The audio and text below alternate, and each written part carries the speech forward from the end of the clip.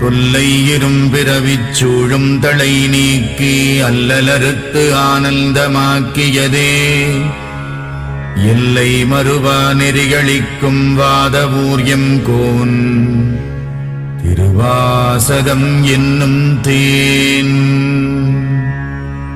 நமச்சிவாய வாழ்க, நாதந்தாள் வாழ்க, இமைப்பொழுதும் என் நெஞ்சில் நீங்காதான் தாழ்வாழ்க. கோகழியாண்ட குருமணி தந்தாள் வாழ்க, ஆகமம் ஆகி நின்று அன்னிப்பான் தாழ்வாழ்க. ஏகன் அநேகன் இறைவனடி வாழ்க, வேகம் கெடுத்தாண்ட வேந்தனடி வெல்க.